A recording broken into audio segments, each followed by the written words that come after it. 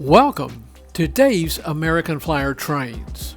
Join me to explore American Flyer trains by A.C. Gilbert, rebuilt and maintained to engineering practices, factory specifications, standards, and underpinned by lessons learned from literature, experience, collaboration, and applied knowledge to update and advance the skill of this craft.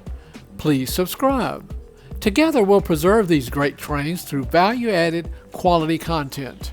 Remember, the trains are the show.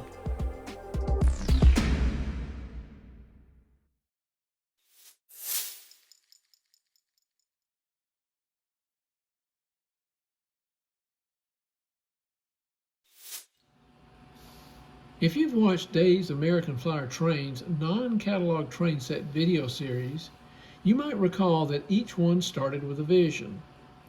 Well, the one here, what I'm calling the Cape Cod Flyer set, got its inspiration and motivation not from a vision, but from two magazine articles. For this video series, I'm going to take a little bit different steps than what I have in the past.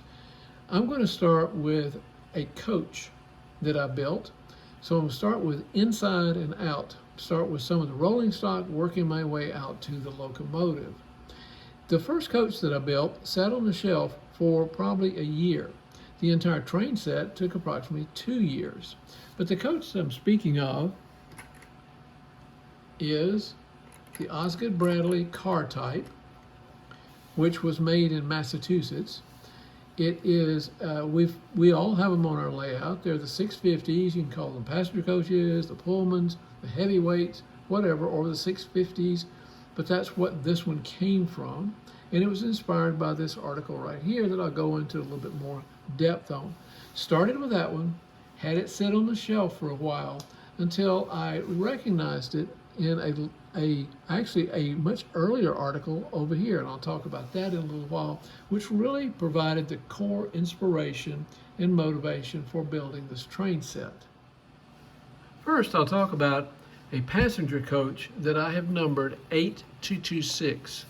Its inspiration and motivation came from this article titled Osgood Bradley Cars that appeared in the July-August issue of Classic Toy Trains.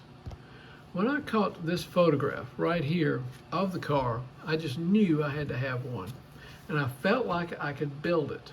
I knew there'd be some challenges, parts, finding cars that I could cannibalize and bring into this one, but that really wasn't the most challenging thing, and I'll share that with you also on this video. The easiest part really was obtaining the physical pieces that would be required to build this. First, I had to have the coach. I was very fortunate to find a body on trains.com after doing a Google search and other kinds of searches that was pristine. It had never been used before. Apparently it came from factory surplus. It was black plastic, it had never been used, and it was perfect for the job. In my junk box, I found a die-cast chassis, all steps intact. Well, I take that back. This one right here is chipped. The last step is chipped off. But I had it in my junk box. It had no couplers, but it had the pins from having been a link coupler car. It had the trucks, but no axles and wheels. Well, I was able to get the axles and wheels from my own supply. I was able to get the knuckle couplers from my own supply and the split pins to hold them on. I think the light socket was already on there. So that was a good bit of the materials that I was going to need. On the interior, I created the light diffuser paper that I've talked about before. I put in Mylar, which I believe is frosted, on the interior of the windows. Then I did the painting and then the decaling. The painting was something that I had repeated from before.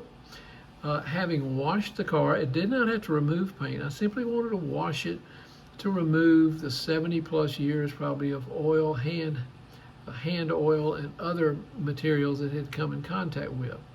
I then painted it with a Rust-Oleum primer, gray primer, and then a Rust-Oleum black, which I think is number 2222, which I've always used on these trains at the recommendation of another rebuilder.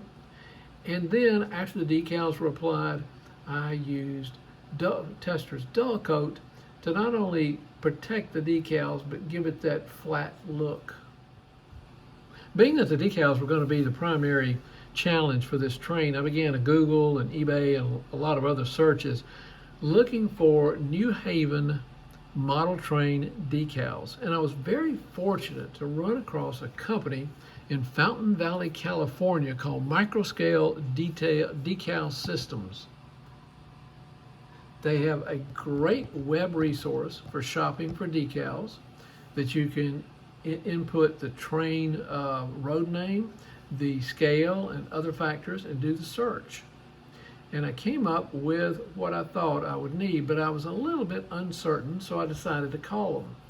And that's where the engagement and the real satisfaction came, was talking to these people. Not only were they very helpful, very courteous, and very attentive to my needs, they were very knowledgeable of trains. They knew exactly what I was looking for. They knew that Gilbert had made these in S scale, but they were upfront and said, we don't have S scale, but we do have O and HO. And from that, we believe you can probably take and find enough to use for that train. They even, without me prompting them, mentioned that now the orange stripe that's on those trains, speaking of this right here, we don't have, but we do have solid sheets of orange in that particular color that was used by the New Haven Railroad. And we encourage you to get both sheets of not only the solid orange, but the road names and stacked NHs and things like that that we believe you can use, but you might want to get 1 or 2 sheets of O and 1 or 2 sheets of HO to select from. Well, that held out to be very, very true. I'm going to put them up here in the background and just flip through them, and you can see what all I was able to find in different sizes. Just perfect for the job.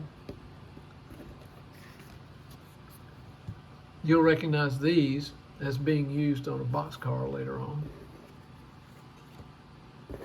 The large stacked NH. And even some finer decal sizes down in here that I used on the mail baggage car. So that was a win-win situation. Those people were nice. They got them to me promptly, protected and shipping and everything. It turned out to be a good find. These are water slide decals. They were going to be a challenge because they had to be A, cut out of a larger sheet, and B, some of them had to be sized, and of course they were water slides. Then they had to be protected after they were applied. Well, what I did is the decals such as the stacked NH and the New Haven were all easy to locate and pretty easy to cut out. But I had the experience of having been a draftsman at one time, a cartographer to be specific, so I had a lot of tools left over from that career, early career, in the way of metal straight edges, a set of X-Acto knives that I could keep surgically sharpened, which are perfect for this job, a wide variety of triangle sizes and cutting boards, which means I could use precision cutting to cut these out. Now this orange stripe was cut from a larger sheet, and then it had to be pieced together. Now the seam can be found, but with all the other eye candy, I doubt anyone is really going to notice it. But all these are water slides. I even had to put the water slide New Haven on top of the water slide orange stripe. I think these are stacked NHs from the O gauge. No, excuse me, the HO gauge. But I thought it closely matched. So I challenge you to look at this car and then the photograph in the background. And to me, it was a pretty darn good match. Good enough to get me started. You notice the New Haven on the orange stripe on the car, the New Haven on the orange stripe on this one. But the funny thing is that I created this car. I used it sparingly. Whenever I operated my 650 cars on a train, I would put it on there. But it kind of looked out of place because it looked a little more like fine scale model railroading than it did on the toy trains from Gilbert. So it just kind of looked out of place, and I'd hope someday maybe I would have a full train set. So from time to time, I flip through my issues of classic trains for different reasons. And I've got quite a few years of classic trains, I think going back to 2015, probably not the size that some of you people have got probably in your collection. But I have enough. I like looking back through them, and I was just happened to flip back through them one summer, I think, looking for articles about the New Haven Railroad because I just really enjoy it.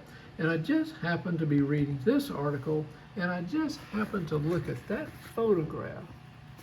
And this was a good time after I'd built this coach. Looked at this photograph of this consist, and there, as the second car in the consist, is that paint scheme. Orange stripe, New Haven, stacked NH. And I said, that's for me. I want to build that particular train. And I got the name from the article, and I'm going to call it the Cape Cod Flyer. I'm not going to use a GP9 that was used on this particular train. I knew that there was the 497, which I didn't have at the time, that would be perfect for this. I was going to build mail baggage, use the striped orange car, create a black passenger coach, and maybe some other coaches to go. I consulted a few people and asked them, what do you think about the green one in there, the consist? And they said, good idea. And then I was going to also build another one of these without the orange stripe, just flat black. So to have one of those, the flat black one, this one, the black one, the striped one, the mail baggage, and maybe create a head-end freight. And that is really what kicked off this non-catalog train set that I'm going to name the Cape Cod Flyer. What will follow is a slide presentation of some of the steps in its building of this coach that will just kind of round out and once again document the materials and the steps I took. Again, remember the materials primarily came from, as far as decals, from microscale decals or microscale system, decal system, microscales.com from California. Very, very good web resource and staff to answer questions.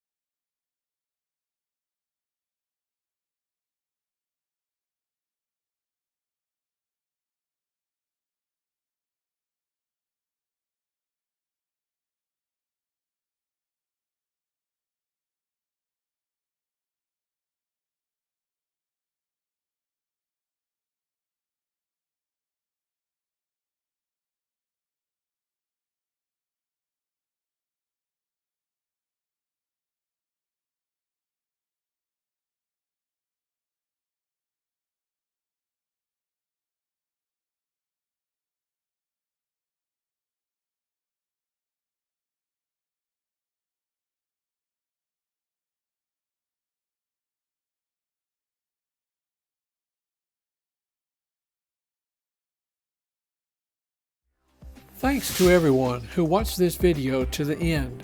Please subscribe to the channel to see more of this content. Give a like or comment as you see fit. And above all, remember, the trains are the show.